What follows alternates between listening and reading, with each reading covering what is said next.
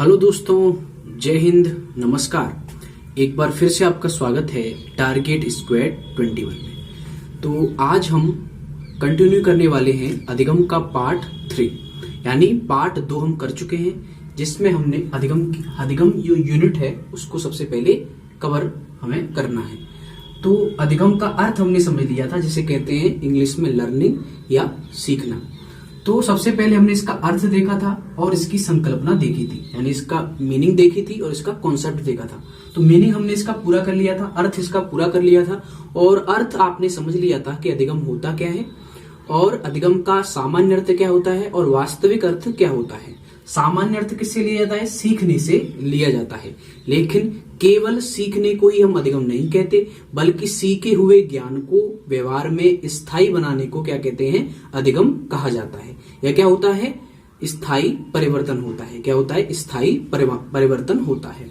उसके बाद हमने परिभाषाओं को भी पूरा कर लिया था। परिभाषाएं हमने पार्ट 2 में पूरी की थी, जिसमें हमने देखा था सार्टेन मनोवैज्ञानिक की परिभाषा, वुडवर्थ की परिभाषा, गिलफोर्ड की परिभाषा, क्रो एवं क्रो की परिभाषा और स्किनर के द्वारा जो परिभाषाएं अधिगम की दी गई वो हमने कंप्लीट कर ली है। ठीक है, यानी हम इन दो प्रकरणों को पूरा कर चुके हैं। अब हम बात करेंगे आज अधिगम की कुछ विशेषताएं, यानी अधिगम में विशेष क्या है और उसकी कौन कौन सी विशेषताएं होती हैं। तो आज हम सबसे पहले पढ़ेंगे अधिगम की विशेषताएं, और इनमें सबसे पहली विशेषता क्या होती है कि अधिगम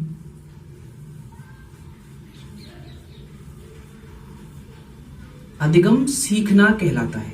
ठीक है, अधिगम सीखना कहलाता है।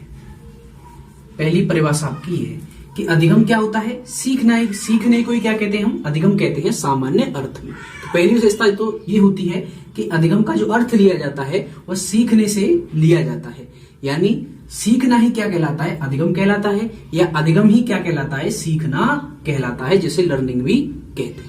तो पहली विशेषता ही होगी। दूसरी विशेषता की बात करें तो क्या होगा? अधिगम व्यवहार में स्थायी परिवर्तन है। क्या है? अधिगम व्यवहार में स्थायी परिवर्तन है। ठीक है, अधिगम क्या होता है? अधिगम का जो अर्थ लिया जाता है वो किससे लिया जाता है कि अधिगम व्यवहार में स्थायी परिवर्तन है। ठीक है, यानी सीखे हुए ज्ञान को अपने व्यवहार में स्थायी बनाकर अपने व्यवहार का परिवर्तन करना क्या कहलाता है? अधिगम कहलाता है। यानी लर्निंग का जो मीनिंग लिया जाता है वह किससे लिया जाता है? Permanent changes. क्या लिया जाता है? Permanent changes. ठीक है, यानी अधिगम व्यवहार में स्थायी परिवर्तन है। ठीक है, ये होगी विशेषताएं। और विशेषताएं क्या है? इनको आपको नोट करते जाना है।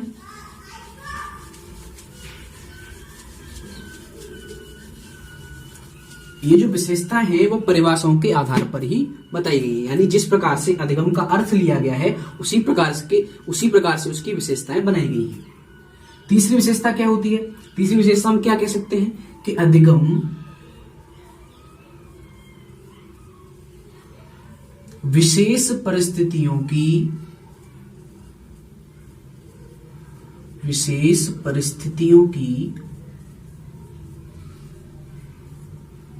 उपज है या उपज होती है। ठीक है, ये हमने जाना। अधिगम विशेष परिस्थितियों की उपज होती है। ठीक है, यह इसकी विशेषता है, क्योंकि सार्टेन ने भी कहा था कि प्रतिदिन होने वाले नए नए अनुभव, यानी विशेष परिस्थितियां कैसी होनी चाहिए? अनुभवजन्य परिस्थितियां होनी चाहिए। ये हमने सबसे पहले लेक्चर में ही बताया था आपको। तो अधिगम जो होता है वह विशेष परिस्थितियों की क्या होता है? उपज होता है। ठीक है, स्पेशल कंडीशंस की क्या होता है? वह उपज होता है। तो ये विशेषता हो गई कि अधिगम विशेष परिस्थितियों की उपज होती है, या हम ऐसे कह सकते हैं कि अधिगम अनुभवजन्य परिस्थितियों में ही होता है। और क्या हो सकते हैं अधिगम की विशेषताएं?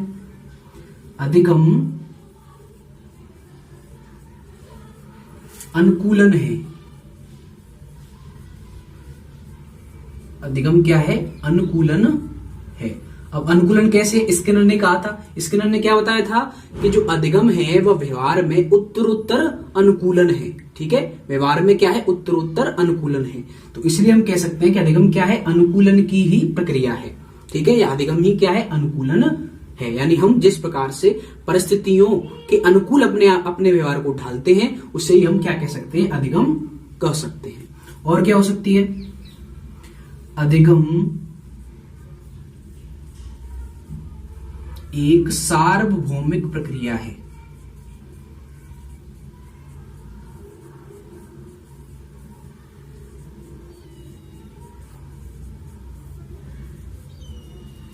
अब ये क्या है, अधिगम सार्वभौमिक प्रक्रिया है, यानी अधिगम एक क्या है, यूनिवर्सल प्रोसेस है। ठीक है, यानी अधिगम जिस प्रकार से होता है वह सब में लागू होता है। अधिगम के नियम सभी प्रकार से क्या होते हैं, लागू होते हैं, और हर परिस्थिति में क्या होते हैं, हर किसी के लिए समान होते हैं। इसलिए इसे क्या कहेंगे, सार्वभौमिक प्रक्रिया, यानी यूनिवर्सल प्रोसेस। यूनिवर्सल प्रोसेस मतलब जो क्या है, सभी परिस्थितियों में क्या है, समान है। ठीक है, इसे कहते हैं सार्वभौमिक। तो अधिगम क्या है, एक सार्वभौमिक प्रक्रिया है, यानी अधिगम क्या है, एक प्रोसेस है। ठीक है, अधिगम क्या है, प्रोसेस है। और अगली जो विशेषता हम लिखेंगे उसको इसी से लिंक करना है कि अधिगम कार्य व उत्पाद दोनों है। ठीक है, इसको, इस विशेषता को ध्यान से समझना है, ये विशेषता पूछी जाएंगी। तो अधिगम कार्य व उत्पाद दोनों है। अब ये कैसे है, अधिगम एक क्या है, कार्य है, कार्य यानी एक प्रक्रिया है। ठीक है, अधिगम क्या है, पूरा कार्य है और उत्पाद भी है, यानी यह प्रक्रिया तो है ही, इसके साथ साथ यह उत्पाद के रूप में हमें देखने को मिलता है। जैसे बालक क्या कर रहा है, अधिगम कर रहा है लगातार। अभी हम पढ़ेंगे एक और विशेषता कि अधिगम एक सतत प्रक्रिया है, यानी अधिगम निरंतर चलने वाली एक क्या है, प्रक्रिया होती है।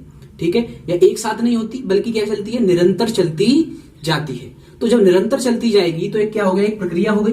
और प्रक्रिया यानी कार्य, तो उत्पाद, अधिगम क्या है, कार्य भी है और साथ साथ क्या है, उत्पाद भी है। यानी प्रक्रिया तो है ही, इसके साथ साथ हमें अधिगम जो होता है वो उत्पाद के रूप में हमें मिलता है। जैसे बालक ने कोई अधिगम कर लिया तो वो इसका एक क्या हो गया, उत्पाद हो गया। साथ साथ वो अगले अधिगम की ओर भी चलता जाएगा, यानी प्रक्रिया भी है और यह उत्पाद भी है। यानी अधिगम कार्य व उत्पाद क्या है, दोनों है।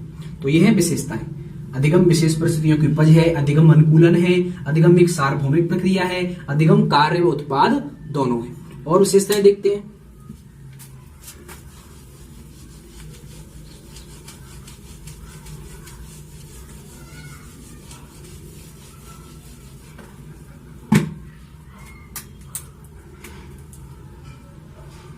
अधिगम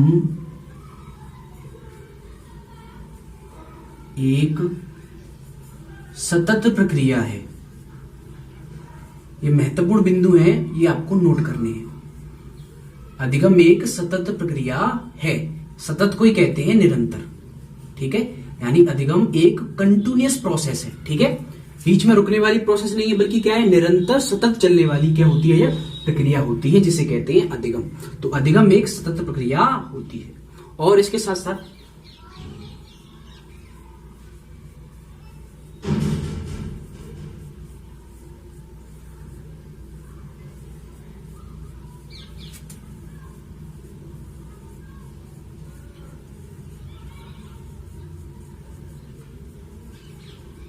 ये क्या है, अनअधिगम भी अधिगम होता है। अब ये क्या है, अनअधिगम यानी अनलर्निंग।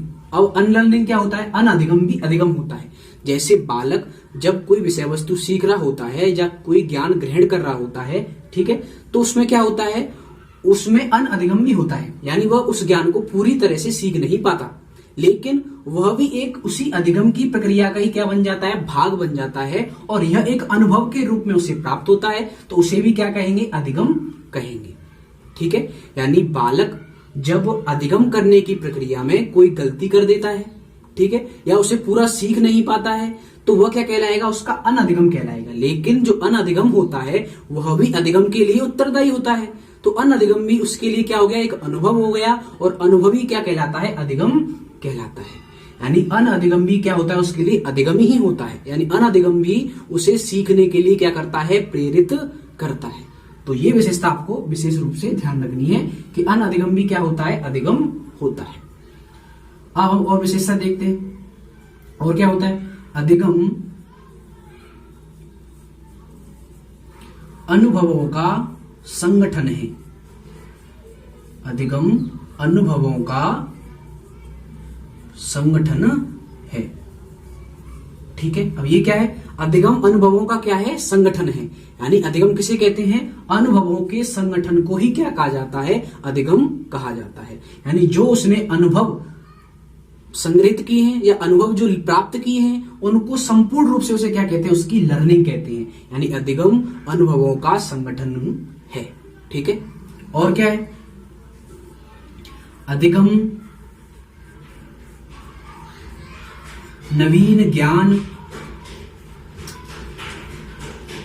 व प्रतिक्रियाओं को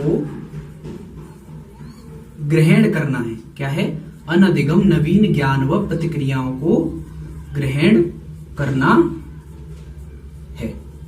ठीक है, ये हमने वुडवर्थ की परिभाषा से यह विशेषता बनाई है कि अधिगम है वो क्या है, नवीन ज्ञान और प्रतिक्रियाओं को ग्रहण करना है। ठीक है, अधिगम किसे कहते हैं, जब कोई बालक नवीन ज्ञान ग्रहण करता है या कोई नवीन प्रतिक्रिया का अर्जन करता है तो उसे भी क्या कहा जाता है, अधिगम की श्रेणी में हम रखते हैं। तो अधिगम नवीन ज्ञान व प्रतिक्रियाओं दोनों का क्या है, ग्रहण करना या उनका अर्जन करना है। तो ये होती हैं आपकी क्या विशेषताएं। ठीक है, तो ये कम से कम 9-10 विशेषताएं जो आपको नोट करनी है और यही परीक्षाओं में पूछी जाएंगी। ठीक है, तो आज का लेक्चर हम यही समाप्त करते हैं। अगला जो अधिगम का पार्ट 4 होगा उसमें हम आगे बढ़ेंगे और उसमें देखेंगे हम सीखने के प्रकार, अधिगम कितनी प्रकार से होता है और उसकी प्रक्रिया क्या होती है। तब तक के लिए आपका बहुत बहुत आभार, बहुत बहुत धन्यवाद। और इस वीडियो को लाइक करिए, शेयर कीजिए और कमेंट भी कीजिए ताकि हमें पता चल सके कि आप इससे अपना लाभ उठा पा रहे हैं। और तब तक के लिए आपका बहुत बहुत धन्यवाद। जय हिंद।